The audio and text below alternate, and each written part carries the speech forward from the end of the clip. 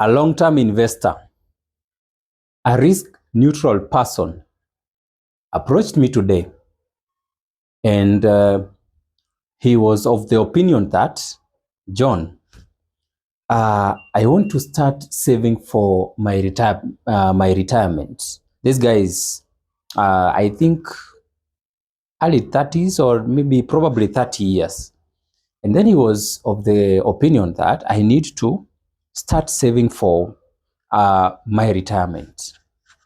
But I'm confused because there is a lot of information on social media and I am in dilemma and I don't know where to put my money in terms of savings. So this guy explained to me, I can put this money in a fixed deposit account. I can put this money in a money market fund account. I can buy an insurance policy. Or I can even buy shares of a company. Every month I just make sure that I buy shares of a company. Then he asked me, John, I need you to advise me on this.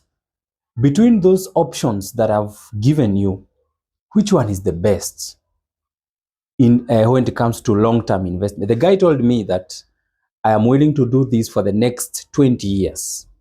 Then I went ahead and asked this guy, how much are you willing to invest each and every month? This guy told me that I'm willing to invest 10,000 Kenya shillings each and every month. I told him, oh, that's wonderful. Then, first, before we even go to which one is the best, I had to explain to him first the functions of each and every account as he mentioned. So, we started with a bank account. All right? We started with a bank account. Now I'm the financial advisor here, so I'm advising this particular person.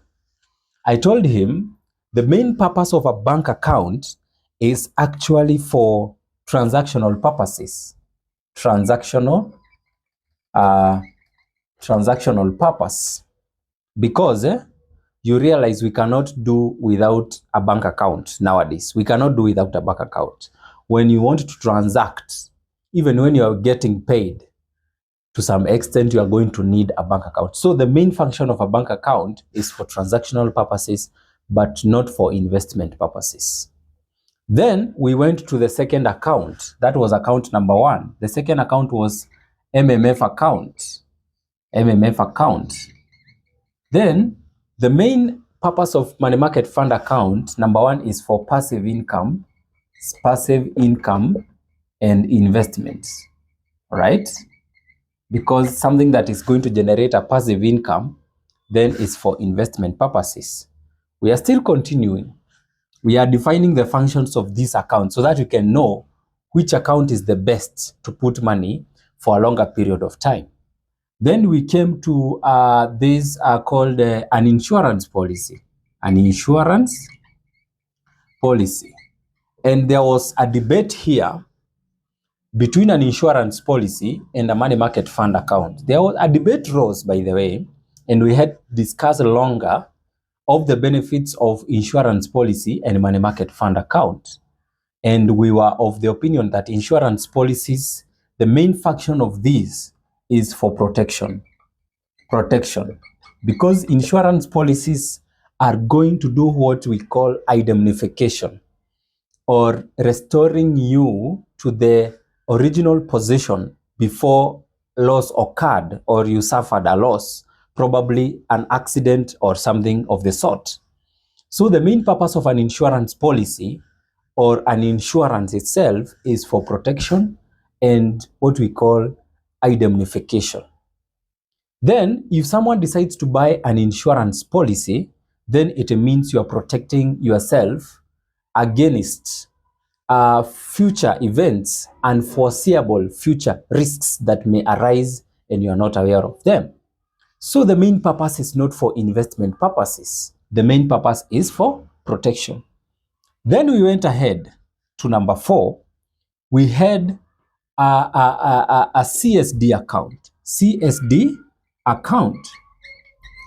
Then This guy asked me, what about a CSD account? Then I asked him, do you know the functions of a CSD account? The guy told me no. I told him a CSD account is maintained by the Central Bank of Kenya, and the main functions of a CSD account is to trade government securities. So this one trades government securities. The guy was like, okay, now I'm getting the differences between these accounts. Then I went ahead and told this guy, how many government securities do you know? The guy told me, could you explain further, because I'm not aware of any government security. Then I asked him, do you know about treasury bills? The guy told me, yeah, I have heard some people mention about treasury bills. Then I told him, treasury bills are short-term government securities, and mostly investors normally purchase them for a shorter investment period. For example, 91 days, 181 days, and 362 days. Then the guy asked, oh, how does that work? Then I told the guy, first of all, you need to have these accounts. Secondly, you need to have at least 50,000 for treasury bills. No, 100,000 for treasury bills and 50,000 for treasury bonds. The guy told me I don't have 50,000. Probably if I start saving, I might even open that. CSD account. Then I asked the guy, now that you are talking about a CSD account and the treasury bills, you say that you want to invest your money for a longer period, 20 years. The guy told me yes. Then I told him, then this one is not suitable for you because treasury bills are short term and treasury bonds, they can be long term, but in most cases they range between 10 years, or you can also invest for 20 years. So if you want to buy a treasury bond, then you can do 20 years. Then I told the guy, but also could not be possible because when it comes to treasury bonds, you normally trade batches of 50,000. You trade batches of 50,000. So if you buy the first bond of 50K, then the next bond you need to buy when it is 50,000. That means you contributing 10,000, it needs you to contribute first of all for several months and then move that money to a CSD account. Okay, the guy did not understand so much, so we moved to the next point. Number 5, we had what we call a CDS account, a Central Depository Systems account. Then the guy was like, oh, there is another account called a CDS account. I told him, yes. Okay, what about this account? Then I said, this account is maintained by the stock brokers, and its main function is to trade shares of a company. Its main function is to trade stocks or shares. Oh, the guy was like somehow familiar with this. And then he told me, I have heard about the shares of a company, but I'm not willing to go this far to buy shares of a company because shares of a company might be so risky.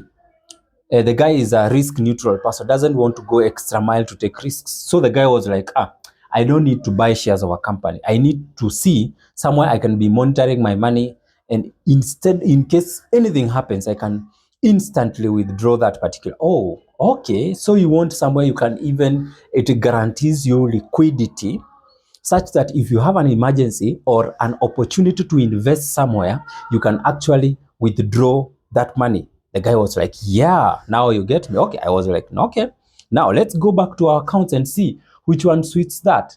Now, bank, yes. But is bank giving you anything when you put money there? No, it's not. So it's not giving me any income. So we put bank X. Then we went to money market fund account. Is money market fund having what we call a passive income? Yes. And it's guaranteed liquidity. What about insurance policy? It's long term. We put that one. CSD account, I don't want government securities. What about a CDS account? I don't want to do stocks. So this guy, when we were finishing that conversation, he opted to go with money market fund account because I also explained extra things to do with money market funds account, such as effects of compounding and so on and so on. So that is how I advised this guy. So please let me know whether I gave the correct advice and Thank you.